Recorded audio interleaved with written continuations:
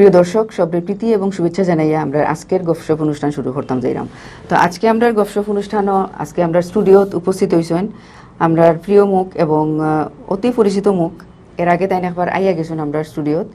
তো আমরা আবার তান্ডে আজকে আনছি, আপনার অনুরোধেও আনছি। আপনারা চাইছেন যে আমরা পুরানার মাছ থেকে হেউরে আনতাম, তো আপনার ইচ্ছা অনুযায়ী আমরা আনলাম, বা আপনারা যাতে আপনারা ইয়েও করেন, অ্যাপ্রিসিয়েট করেন আমরা এই প্রোগ্রামটারে, অথবা আমরা যে গেস্ট হল আনি আপনারা ইচ্ছা পূরণ করতাম, সবসময় আমরা ওটা চেষ্টা করি। তো ও চেষ্টা থেকেও আমরা আজকে আমরা প্রিয় একজন বাইরে আনছি, তাই সম্মিলিত নাট্য পরিষদের সভাপতি জনাব মিশফাক আহমেদ মিশু ভাই। তো তান হতা তো নতুন করে কিছু খোয়ার নাই, আমরা তান্ডে জানিয়ে চিনি এবং বালা করেও চিনি। তা আজকে ওকে আমরা তার লগে গফসফ করে বর্তমান পরিস্থিতি নিয়ে আলোচনা করবো। আপনারা আমরা লগে থাকবা। আসসালামু আলাইকুম মিশু ভাই। ভালো আছেন? জি, আপনি ভালো? তো ধন্যবাদ আমার আবারও আমন্ত্রণ জানানোর লাগি আপনারা এবং দর্শক যারা আছেন, যারা আমার চাইছেন যে আবার আইতাম, তারা সকলকে আমি আমার পক্ষ থেকেই ধন্যবাদ জানাই। জি ভাই, আসলে আপনার আসলে কিতা হইতাম, আপনার যে কথাবার্তা, অ্যাটিটিউড বা আপনার যে কাজকর্মগুলা, ওগুলোই কিন্তু আপনার বেশিরভাগ দর্শক চাইয়া দেখুন। তো আসলে আমিও কৃতজ্ঞ আপনি আজকে আমরা সময় দিছেন আইয়া আমরার স্টুডিওত।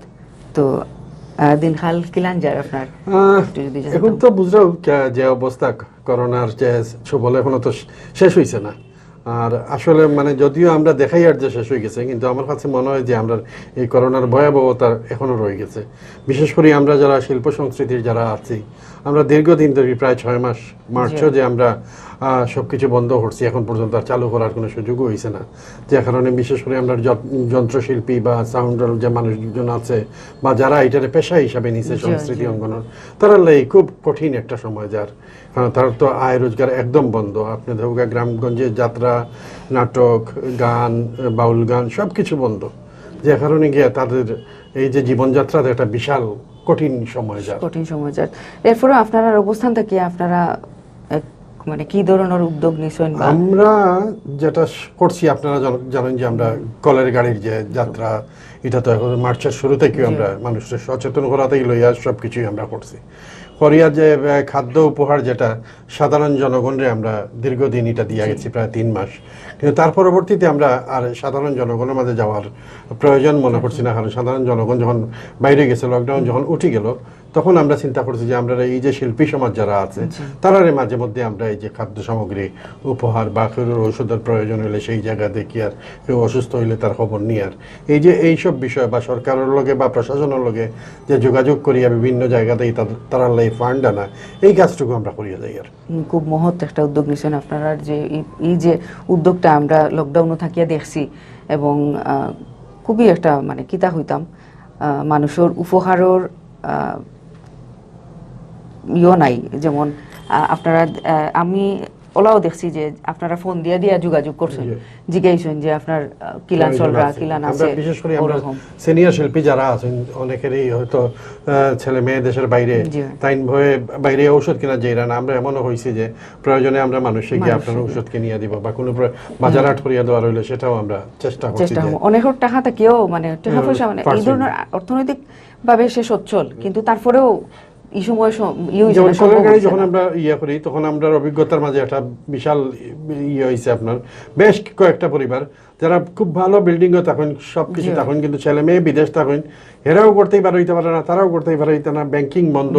এই জায়গাটা দেখা যায় যে তারা উপাস যাইরা, তারার বাড়িতে আমরা খাদ্য সামগ্রী পাঠাইতে হয়েছে, এবং তারা এইটা পাইয়া চৌকতে পানি পড়ছে যে তারা নেয়ার মতো মানুষ না, দেয়ার মানুষ, কিন্তু প্রয়োজনে তারারও নিতে হইরাম। এই সময়টা আসলে একটা খুব একটা মানে কঠিন সময় গেছে, লকডাউনের সময়। তখন দেখা গেছে বাইরে যারা ভাই বোন আছে বা আত্মীয় স্বজন যারা টাকা পয়সা ফাটাইতা, তারার তখন দেওয়ার বন্ধ হয়ে গেছে, কারণ তারার তো ব্যাংকিং সবটা বন্ধ। তাইলে তো এরা এখানে একবারে সারা বিশ্বব্যাপী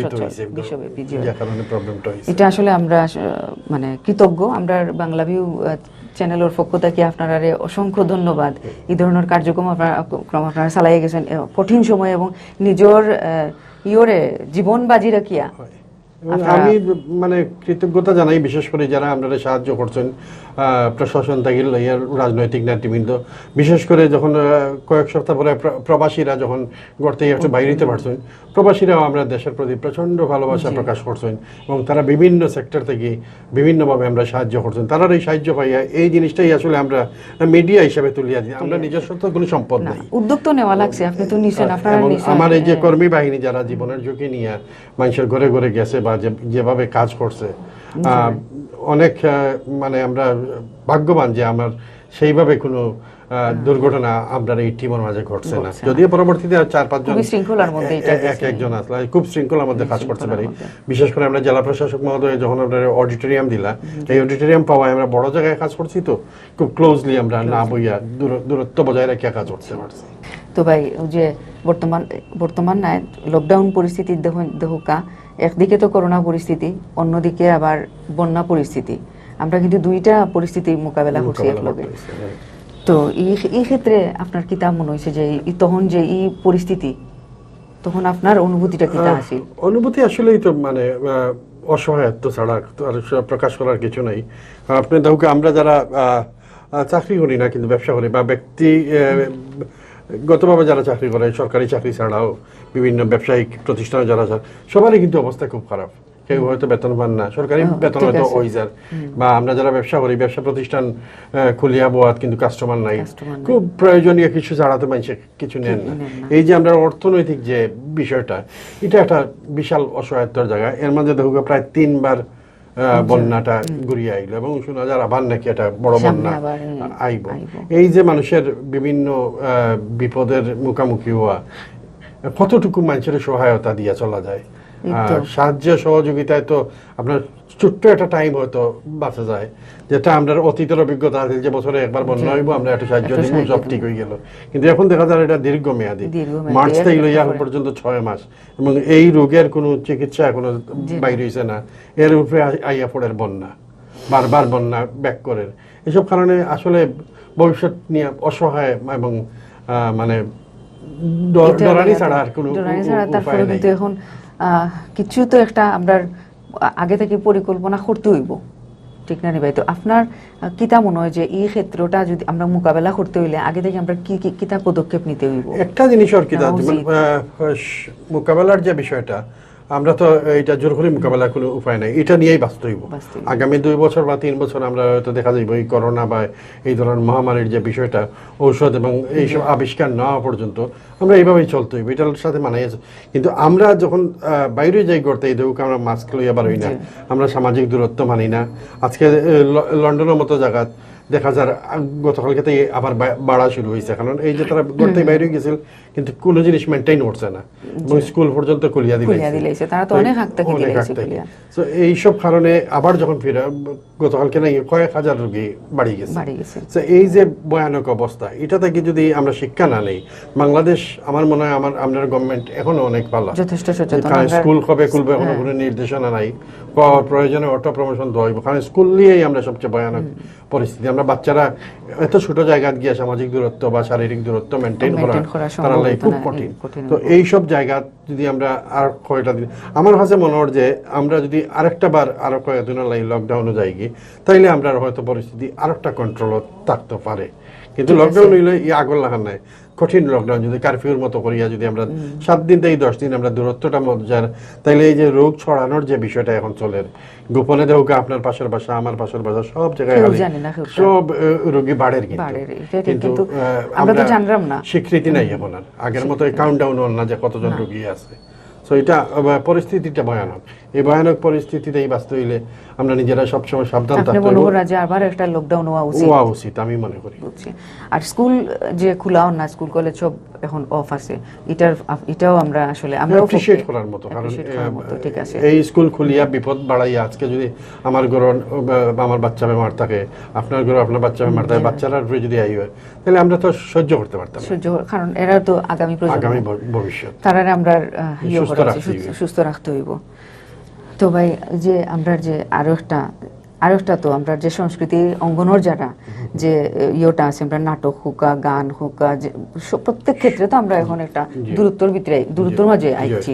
যেমন আমরা মঞ্চ নাটক অন না, এখন গানের কোনো ইয়ে অন না, কিচ্ছু অন না। তো এই ক্ষেত্রে যে এই যে আমরা একটা গ্যাপ যে হইছে, এটা কিভাবে পরে আমরা এটা আমরা আসলে প্রথম থেকে চিন্তা করি। এই যে বিষয়টা আপনি দেখুকা লকডাউনের সীমিত আকার হইয়া কিন্তু প্রায় সবকিছু খুলিয়া দেওয়া হয়েছে। একমাত্র আমরা অডিটোরিয়াম বা আমরা রিহার্সাল রুম বা এইসব খুলিয়া দেওয়ার কোনো চিন্তা ভাবনা আছিল না গভর্নমেন্টের। কিন্তু আমরা ঢাকা এবং সিলেট সব জায়গায় যোগাযোগ করিয়া গতকালকে আমরা সংস্কৃতি মন্ত্রী সিদ্ধান্ত নিয়েছেন যে হলগুলা খুলিয়া দেওয়া হইব। তো এটা একটা ভালো সিদ্ধান্ত। সম্ভবত আগামী পরশু দিন থেকে খুলিয়ে যাওয়া এবং আমরা প্রণোদনা দেওয়া হইব অনুষ্ঠান করালে। আমরা সম্মিলিত নাট্য পরিষদ 20 সেপ্টেম্বর আমরা 36 বছর 3 যুগ পূর্তি পালন করব এবং আমরা ওই দিন সিলেট অডিটোরিয়ামও সেই জিনিসের মাধ্যমে আমরা চাই আর যে ওপেনিংটা শুরু হয়ে যায়। ওই দিন আমরা গান রাখবো, নাচ রাখবো, আমাদের নাটকও থাকবো। এই যে উদযাপন জিনিসটা সবকিছু যখন সীমিত আকারে খুলে আপনার সব জায়গায় মানুষ যাইতে পারে, দোকান পাট সবকিছু খোলা, শুধুমাত্র আমার সংস্কৃতি এখানে বন্ধ থাকে। আমরাও সরকারের নিশ্চয়তা দিছি যে আমরা সংস্কৃতি কর্ম, শারীরিক দূরত্ব, সামাজিক দূরত্ব, যত ধরনের বিধিবিধান আছে সবকিছু মানিয়ে নিয়ে আমরা ইয়ে করবো। আমরা এতটুকু নিশ্চয়তা দিতে পারি যে সমাজের অন্য অঙ্গের থেকে আমরা অনেক বেশি সচেতন। তো আমরা সচেতনতার প্রমাণ দিতে পারবো। তো এটা আমরাও সেইরাম আসলে যে আমরা এই অঙ্গনটা খুলো, প্রাণ ফিরিয়ে হোক এবং আবার স্বাভাবিক হোক সবটা। তবে আমরা সচেতন থাকিয়া সেটাই সামাজিক দূরত্ব বজায় রাখিয়া আমরা সবগুলো। এবং আরেকটা অ্যালার্মিং জিনিস যে আমরা মাঝে গাপটি মারিয়া থাকা যে ধর্ম ব্যবসায়ী যারা আছে বা উগ্রপন্থী যারা আছে, এরা কিন্তু এই করোনার নাম করে সংস্কৃতির বিষয়টা বন্ধ করতো স্যার। তো এই সুযোগটা আমরা কেউ দিতাম না, আমরা কর্মকাণ্ড চালাই যাই। আমরা শুভকামনা আসলে আমিও অতদিন ধরে অপেক্ষা করলাম যে কোন দিন মানে এই আমরা যে অডিটোরিয়াম অতদিন ধরিয়া যে আমরা কোনো প্রাণ নাই আছে, কিন্তু প্রাণ নাই, আগের মতো কোনো কিছু নাই। তারপর আমি ব্যক্তিগতভাবে আমি খুশি হয়েছি যে পরশুদিন থেকে আমরা আবার প্রাণ ফিরিয়ে পাইমু অডিটোরিয়াম। ধন্যবাদ। তো ভাই আসলে যদি আপনার মনের ধরিলেন, আপনি যখন নাটক করছেন, মঞ্চ নাটক করছেন, গান গাইছেন, মডেলিং করছেন, আপনার অনেক স্মৃতি আছে পিছনের, এখনো এমন কোনো স্মৃতি আসেনি যেটা আপনারে খুব বেশি নাড়া দেয়? একটা স্মৃতি আমার জীবনের মডেলিং শুরু হয়েছে আমার বন্ধু, আমার আত্মীয়, আমার মানে বেস্ট ফ্রেন্ড সাবাতানি, যার মাধ্যমে আমি যার ফ্রেন্ডশিপের কারণে আমি মডেলিং জগতে আমি চন্দ্রিমা জুয়েলার্স করিয়া সেই যাত্রা শুরু করেছিলাম। কিন্তু 3 বছর আগে সাবাতানি হঠাৎ অ্যাক্সিডেন্টলি তাই মারা যায়। এই দুঃখটা আমার সবসময়, কারণ আমরা ছোটোবেলা থেকে একসাথে বড় হয়েছি, খুবই ক্লোজ ফ্রেন্ড আমার। কিন্তু দুর্ঘটনাটা তাই বাথরুমে ঘটে এবং পা পিছলে পড়িয়া পাশাত কেউ আসলে না, তখন তাই বাথরুমে মারা যায়। শকিং এই বিষয়টা। যখনই আমার মডেলিংয়ের কথা বা সবিজের কথা মনে হয় তখন আমি তাই খুব মিস করি। এটা আমার জীবনের একটা দুঃখজনক ঘটনা। আর আসলে প্রাপ্তি আমার জীবনে অনেক বেশি। এই সিলেট শহর মানুষে আমাকে জেলা বালা পাইছে বা যে সম্মান দিছে, এটা আসলে মানে আমি ভাষায় কোয়া খুব কঠিন। প্রতিটা ক্ষেত্রে আমি যখনই যার কাছে যে আবদার নিয়ে গেছি বা আমার মানুষের জেলা বালা পাইছে, এটা আমি মনে করি উপরওয়ালার একটা মানে আল্লাহর দেওয়া কিছু থাকে অটোমেটিক্যালি। আমার যখন মডেলিং যাত্রা শুরু করি তখন ঢাকাতে অনেক বড় বড় মডেলরা আসলা, সব আসলা, কিন্তু আমরা জেনারেশনের মাঝে প্রথম বোম্বে গিয়া মডেলিং আমিও করি। শুটিংটা রাজ কাপুর স্টুডিওতে হয়েছিল, সুব্রতার আসছিল তখন পেপসির শুটিং করল আর আমার হারমোনি সামান। তো এই জেনারেশনের এই যে বোম্বে গিয়া শুটিং করার যাত্রা, এটা আমার মাধ্যমে হয়েছে। এটা আমার একটা বড় সৌভাগ্য। এবং এটা করছিলাম আমরা আসাদুজ্জামান নূরের যে এশিয়াটিক আছে, এশিয়াটিক থেকে তারা অ্যারেঞ্জ করছিলাম এবং আমার মডেল হিসাবে নূরবাই সিলেক্ট করছিল। তো এটা আমার জীবনের একটা বিরাট প্রাপ্তি যে রাজ কাপুর স্টুডিওতে গিয়ে আমি শুটিং করি। এরপর এখানে আপনি এটা করলেন না, আর কন্টিনিউ করলেন না? কন্টিনিউ আসলে এর পরবর্তী যে সিচুয়েশনটা অনেকটা চেঞ্জ হয়ে গেল। ধরো প্যাকেজ নাটক আইলো বা অন্যান্য আইলো, আর আমরা যে সিলেটি মানসিকতা ঢাকাত গিয়া থাকা, এই ফাইট আমরা স্পোর্টসের হোক আর যাই হোক, আমরা ঢাকাত গিয়া থাকমু করিয়া ডাকাত গিয়ে ফাইট করবো করে এই জিনিসটা আপনার দ্বারা মানে এটা আপনার এটা ব্যাড কালচার যে আমরা এই যে হোম সিকনেস মানে আমার এলাকা ছাড়ি আমি যেতাম না, আমি অনুতাম এখন যেতাম ওটা হইছে কিন্তু আসলে এটার পক্ষে নেই আপনি আসলে না, অবশ্যই না। এটা এই কারণে কিন্তু আমরা ধরো বাংলাদেশ জাতীয় দল আরো 4-5 জন ক্রিকেটার থাকলো, অনেক ফুটবলার থাকলো অনেক বেশি, কিন্তু এই হোম সিকনেসের কারণে এরা ডাকাত যায় না, খেলে না। আমরা সময় তাই বা আমরা আগে থেকেও অনেক বড় বড় প্লেয়াররা সিলেট কিন্তু ডাকাত যেতে না, এইটা হচ্ছে খালি খেলার দিন ডাকাত গিয়ে তো হয় না। আমার আফজাল ভাই শুটিং এর সময় ফোন করতা যে আসো তোমার জন্য আফজাল হোসেন মাত্রা, কিন্তু তার এটাই কমপ্লেন আছে তোমাকে এইভাবে ফোন করে আমি কতদিন নিয়ে আসবো, তুমি এইখানে থাকো। তো এই যে দূরত্ব এটা একটা বিশাল বিষয়। আর আগে তো অত মোবাইলও আছে না, টিএনটি দিয়ে ফোন করে করে ধরতে হইতো। তো এখন আগামীতে আপনার কি ইচ্ছা আছে নি আবার আমরা সিলেট বেস মানে মডেলিং যদি হয় তখন আপনি ইয়ে করেন? সিলেট বেস কিছু কাজ আমি করি, কিন্তু আমি খুব বাছাই করি বা আমি রয়্যাল সিটির কিছু কাজ করছি, ওগুলো যদি বড় কোনো গ্রুপ থাকে আমি এবং আমার বন্ধু বান্ধব কিছু আছেন যারা ব্যবসা করে তারা বিভিন্ন সময় আমার ইনসিস্ট করেন, আমি কই যে প্রোডাকশন যদি ভালো হয় আমি অবশ্যই। কিন্তু আমার মূল ক্ষেত্র এখন আসলে সিলেটের সংস্কৃতি অঙ্গন। আমি যদি ভবিষ্যৎ প্রজন্মর লাগে কিছু তৈরি করে দিতে পারি, এই জায়গাটা যদি সুন্দর রাখতে পারি আমরা, তাহলে আমি মনে করি যে আমরা এই যে প্রজন্ম যারা এগিয়ে আর তারা লাগে যদি একটা সুন্দর প্ল্যাটফর্ম তৈরি করা যায়, এটাই আমরা যে ভুলটা করছি এই ভুলটা যাতে তারা না করে। তবে আমরা সিলেট যে হোক টেলিভিশন, যেটা টেলিভিশন কেন্দ্র বহুত দিন ধরে ফরি রয়েছে, আমি কিছুদিন আগে জিজ্ঞেসলাম সেলিম ভাই ইসলাম আজিজ আহমদ সেলিম ভাই, তো আমার পরে জিজ্ঞেসলাম তান্ডে, তো তান হইলাই মানে অচিরেই আমরা এটা ইয়ে হয়ে যাব চালু হওয়ার কথা।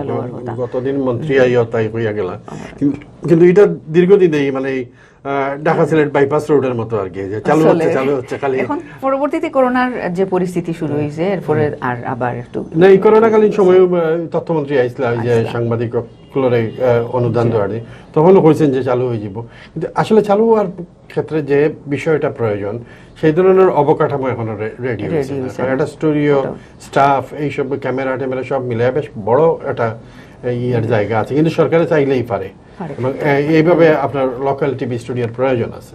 জি, এখন এইটাই আমি জিজ্ঞাসা আসলাম যে আপনার মনে হয়নি যে কেন আমরা এই যে আমরা ফিসাইয়া পড়ার ক্ষেত্রটা কিন্তু এগুলো আমরা একটা রাখে ভূমিকা রাখে, এই যে আমরা কেন এতদিন ধরিয়া একটা টিভি কেন্দ্র নাই, আমরা টেলিভিশন কেন্দ্র নাই, দেখুন চট্টগ্রাম হয়ে গেছে তারার অলরেডি অনেকদিন সোলের অলরেডি তারার, কিন্তু আমরা সিলেট আমরা নেই, তো আমরা ঢাকামুখী ফিসাইল এর মধ্যে আবার এগুলো আমরা কাছে একটা প্রোগ্রাম করতে হইলে ঢাকা যাইতে হবে। এখন ঢাকা যাওয়াটা খুব মুখের সহজ কথা না, যাওয়া হয় না, তো পরে দিন ক্যান্সেল করে সিচুয়েশন আরো বাদ এখন আরো আর এইভাবে যে বন্দি দশা কতদিন যাইব, কাজে আমরার মতোই চিন্তা করতে হইব, কিন্তু কোনো প্রতিভাই তো বদ্ধ করে রাখা সম্ভব নাই। যে গান গায় হে হয়তো সহজে অন স্টেজও যাইতে পারেন না, কিন্তু তারও তো প্রকাশিত হইবার একটা সুযোগ দিতে হইব। এটা আসলে সবাই মিলিয়েও এটা চিন্তা ভাবনার খুব জরুরি। এখন আমার মনে হতো যে গতদিন যখন হইয়া গেছেন তো ও খালি হইয়াও যাই আর মানে এটা লইয়া আসলে বড় একটা মুভমেন্টের দরকার। এটা আমি যেটা কইতাম আসলাম ওটাও যে এটা আমরা চালু করতে হইলে আমরা কিতা করতে হইব আসলে এখন বর্তমানে একটা হইলো যে আমরা ঐক্যবদ্ধভাবে দাবি আদায় করতে হইব। দাবি আদায় করতে গেলে আমরা ঐক্যবদ্ধ শক্তিটা দেখাইতে হইব।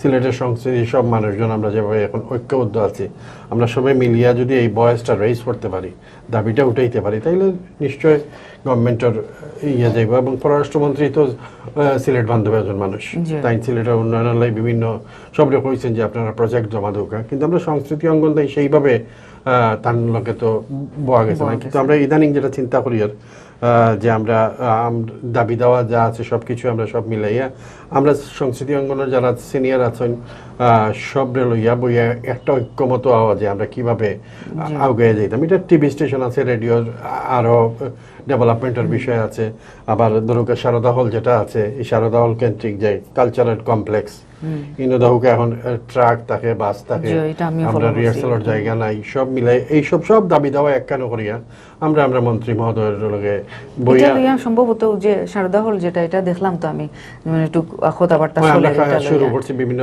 ধরো লন্ডন আমেরিকা তো এই যে এখন মিডিয়া যেগুলো আছে অনলাইন মিডিয়া তারাও সোচ্চার হয়েছে এবং আমরাও গত ধরো মহিত সাহেব যখন আসলাম মন্ত্রী তখন থেকে আমরা এটার কাজ করে যাই। আর পররাষ্ট্রমন্ত্রী যদিও ডিও দিছেন কিন্তু কাজ হন না, তো তাই যখন নেক্সট টাইম আইবা আমরা তার লগে বইয়া এই জায়গাটারে কিভাবে আরো সুন্দর করা যায় এইসব বিষয় লইয়া আলাপ আলোচনা করবা।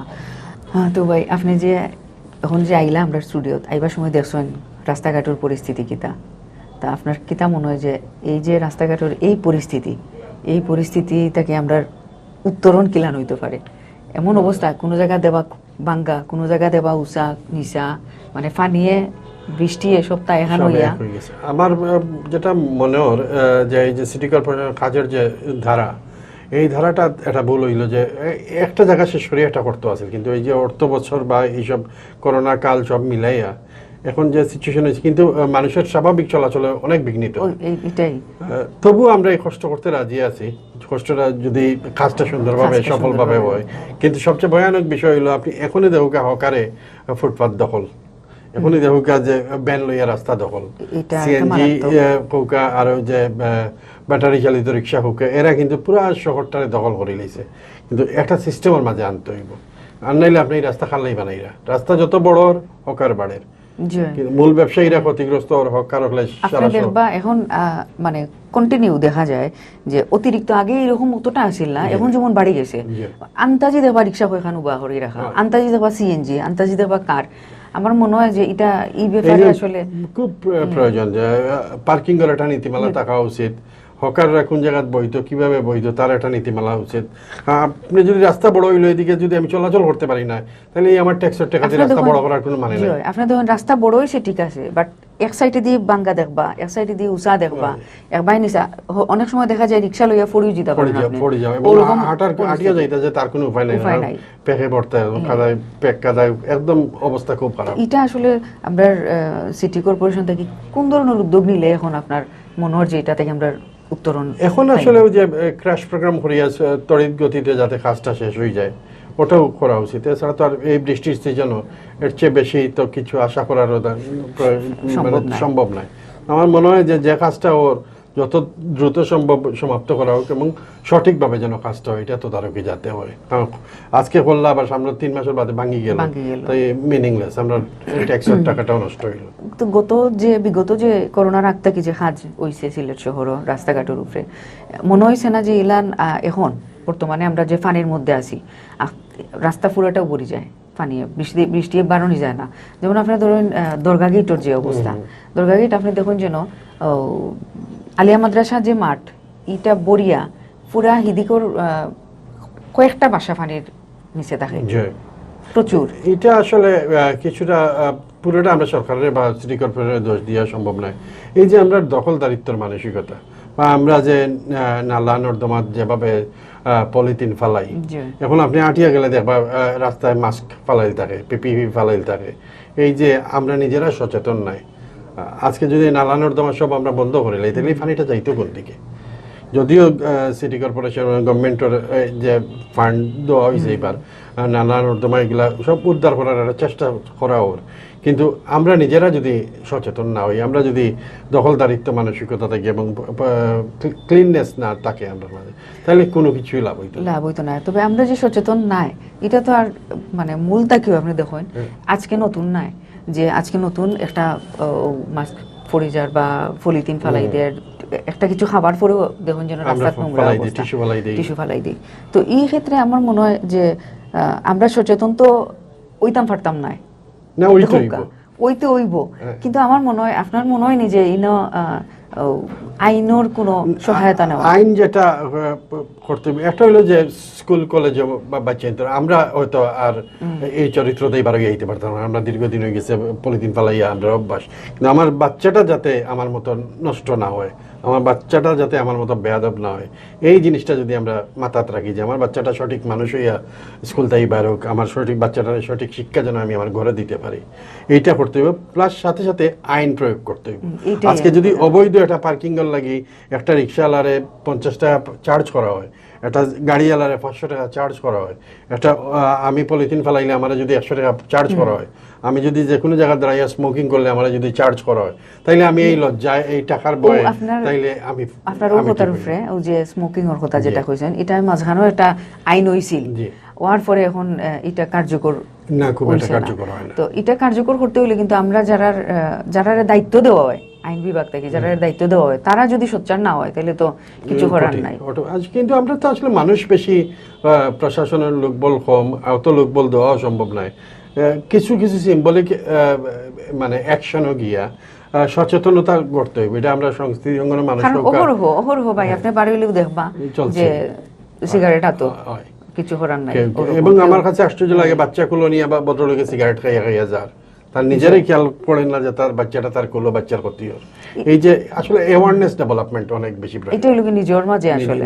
তো আসলে আপনি চাইবা যে আপনি তো সচেতন আছেন, এর লাগে আপনি চাইবা আপনার যে সামনে আপনার যারা বাচ্চা খাচ্ছে, আপনার ফ্যামিলি আপনি নিজ কন্ট্রোল করবা, কিন্তু যারা অসচেতন তারা কিন্তু বাচ্চারাও সেম ওরকম এবং এইভাবেই ডেভেলপ করে তার সাইডটা। তো এটা আসলে মানসিকতার বিষয়।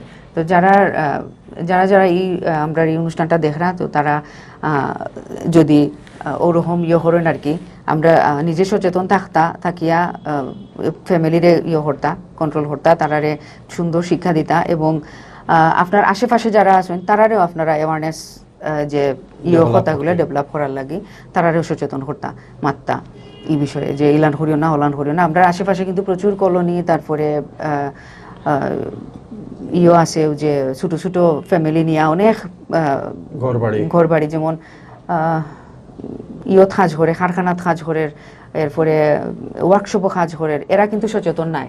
দেখুন যেন অনেক সময় তারা ফ্যামিলি থেকে তারা বাবায় খার বা দেখিয়া তারা বাচ্চা যারা আছে তারাও কিন্তু উদাহরণ যে বাবায় খাইরা আমার খেতে হইলো, চাচায় খাইরা আমি খাই, ওরকম। তো আসলে আমরা সচেতন সমাজটা কেউ আসেন, বহুত আসেন যে তারা সিগারেট না হইলেও হয় না, কন্টিনিউ দেখা যায় এত একটা মুখো একটা লইয়া আটরা। তো এই ক্ষেত্রেও যে আমি কইমু যে সচেতন ফ্যামিলি থেকে অন না, এটা নাই, ইলানো ওর যে তাই আসেন, তাই আমরা মানে আমরা জানলাম যে না তাই একটা বালা পরিস্থিতিতে আসেন, বা তাই জানোই নি সম্পর্কে যে সিগারেটে কতটুকু আমরা পরিবেশের ক্ষতি করে, নিজের ক্ষতি করে, মানুষের আশপাশ যারা আছে তারার ক্ষতি করে। তো এটা মেনটেন করা না মেনটেন না করেও কিন্তু জানি হলেও বিষ খাইরা আর কি। তো যে রবীন্দ্রনাথের একটা গান আছে নানি, আমি জেনে শুনে বিষ করেছি পান, মানে ওরকম ইয়েটা হয়ে গেছে আর কি আমরার মনোভাব। তো আমরা আসলে এটা বর্জন করবো, আর বালা জিনিস আমরা আপনাইয়া নিমু, নিজের করিয়া নিমু, ওটাও চাইমু। তো ভাই আপনি আমরা আজকে স্টুডিওতে আমরা সময় দিয়েছেন, আপনারে অসংখ্য ধন্যবাদ, কৃতজ্ঞতা আপনার কাছে। আর আপনি যে আইসেন কেন আমরা দর্শকরে একটু যদি কিছু হইতাম। ধন্যবাদ। আমি আমার শিল্পী সমাজ যারা আছেন, সংস্কৃতি অঙ্গন যারা আছেন, তারা সবার পক্ষ থেকে আপনারা ধন্যবাদ এবং কৃতজ্ঞতা জানাই।